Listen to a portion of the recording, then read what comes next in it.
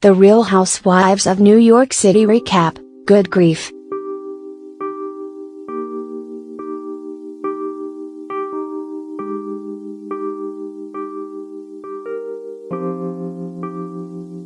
Bobby really was one of the good ones.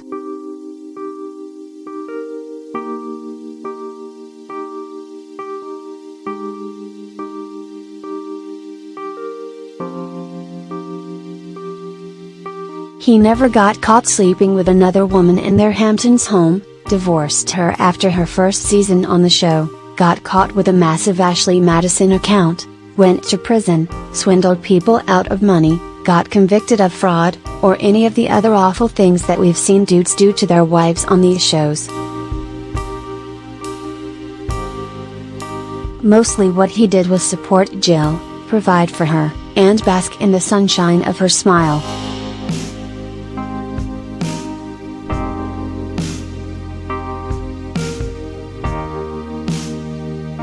With his perpetual sunglasses and suits, you could say that he looked like a horn player in a third-rate jazz band that plays at steakhouses in Long Island, but Bobby was a great guy, and even though we barely saw him on our screens during the past 7 years, he will be missed. At the start of the episode, we see Ramona, Dorinda, and, most shockingly of all, Bethany going to attend the funeral and support Jill, whom they all knew would be absolutely devastated by her husband's passing. I love Luann's line about not being there. "I didn't expect to get arrested and not be able to be there for Jill." I mean, that sentence has more drama than the entire past 2 seasons of Real Housewives of Beverly Hills.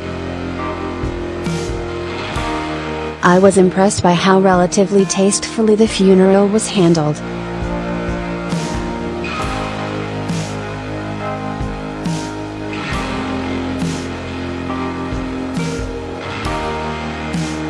It was obviously big news to these women, so it had to be addressed, and I think that having cameras outside to see people both coming in and going out was a good way to cover it without it being too invasive. The biggest moment was the one at the end where Bethany stayed behind to comfort Jill.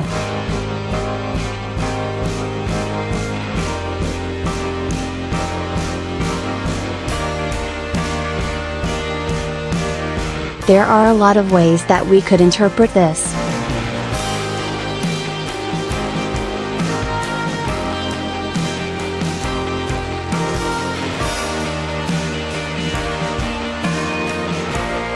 We could say that it was Bethany trying to make his passing all about her.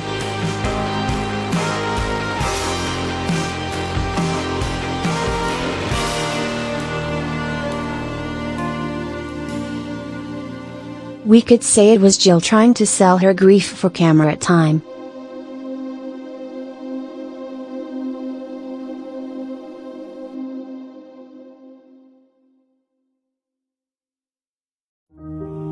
We could say that Bethany just stuck around to make it TV moment, but I'm going to choose not to be cynical about the whole thing.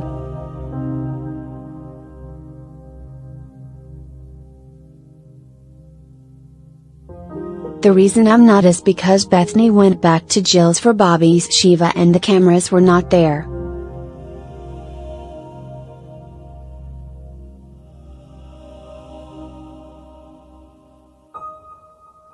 Yes, we heard about it and about the touching moment when Jill finally got to meet Bethany's daughter, but we didn't see it, which I think is a step in the right direction for both Jill and Bethany.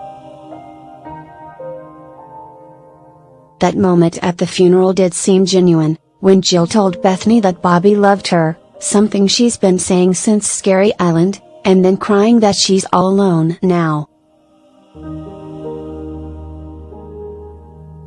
Then Bethany lightened things up by joking what an awful funeral it was because there were no gift bags.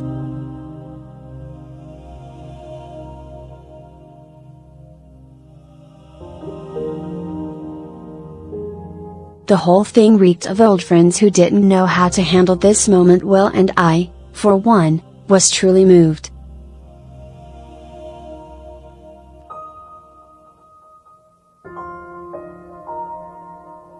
The rest of the episode, well, it was light in comparison, but when you start off the episode with many of the women going to a funeral, where do you go from there? It's fitting that a quarter of the episode was just a bunch of silly gags surrounding a workout class.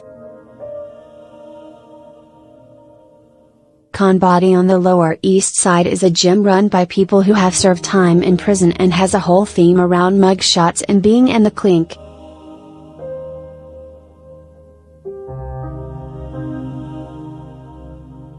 Given what was going on with the rest of the cast, it was a good time for them all to make some jokes about Luan's situation.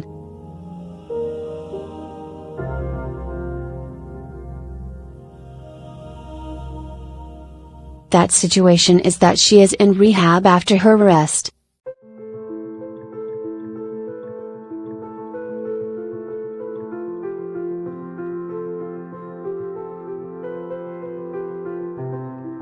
I believe that she really wants to clean up her life, but whether or not that includes sobriety for the long haul seems questionable to me.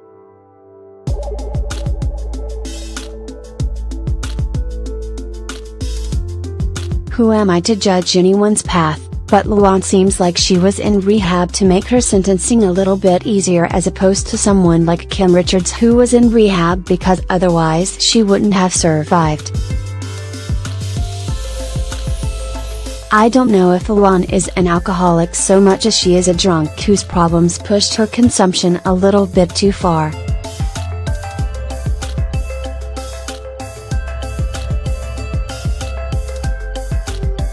However, we got the phrase, "I've been traveling, I've been to prison, I just want to be somewhere close to home," and I already have a t-shirt, an iPhone case, and a cross-stitch sampler with that emblazoned on it. So thank you so much for that, Countess Crackerjacks. The worst part of the entire episode, maybe the worst part of this entire season so far, was everything about Tinsley's visit with her mother Dale.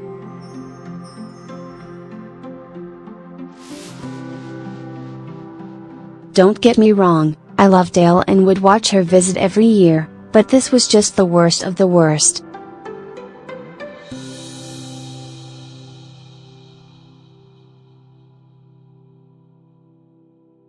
First we have Tins freaking out when Dale tells her that she told Scott, Tinsley's boyfriend, that Tins can't wait that long to have a baby.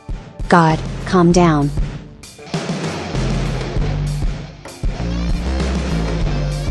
It's not like she didn't tell him anything he couldn't have learned by picking up an issue of Cosmo or, you know, taking an intro-level biology class.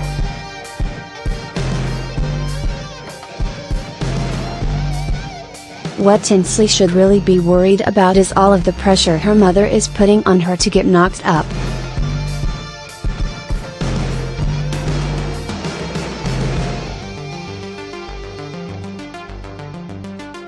Letting your daughter know her reproductive choices is one thing, putting baby booties in her Christmas stocking so she doesn't forget the timeline is like having a stick of dynamite rigged to your biological clock, like something wily.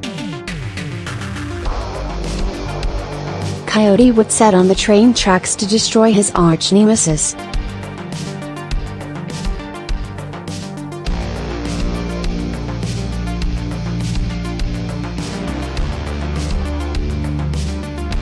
This mother-daughter pair going wedding dress shopping was one of the worst things I've ever seen on reality television.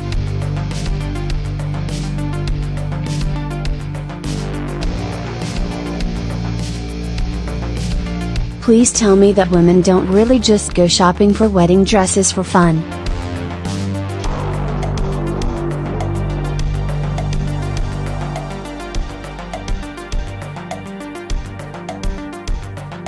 This had to be a setup, because the first thing Tins tells the guy who runs Wedding Dress Barn is, "Well, I'm not really getting married." That's like a 13-year-old walking into a car dealership and expecting someone there to be excited about telling them how much horsepower is in the new Honda CR-V when they're still years away from a license. Tinsley tries on some dresses, even though she has no intention of getting married or actually buying one. and everyone is in love with the first dress she tries on.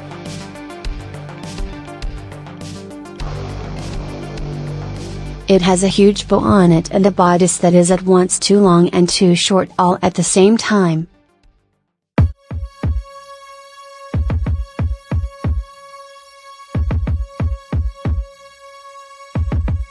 It was like the mullet of wedding dresses.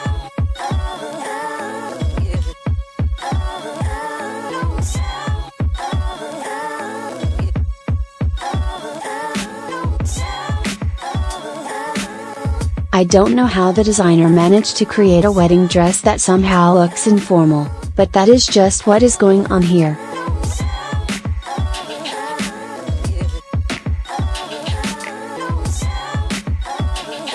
What's even worse is that we're seeing the names of the styles and how much they cost.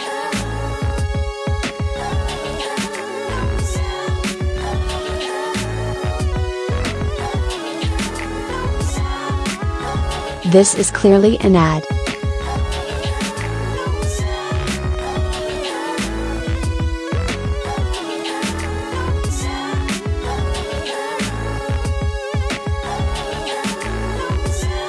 It was so blatant. I was expecting Tinsley to say, "All of these dresses are making my skin so dry, do you have any Nivea handy?" Why is Tinsley the one who always has to shill for these things? Does she make extra?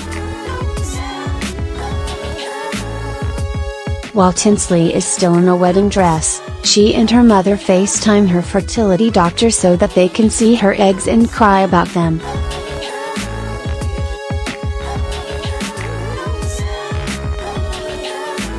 Are these two drunk?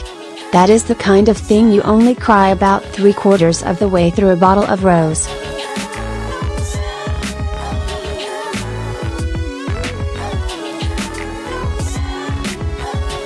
Also, how is Tinsley behind on her bill for her egg storage?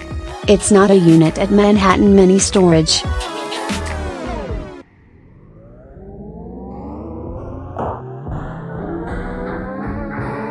It's not like they're going to auction those off to a bunch of people with an A&E show.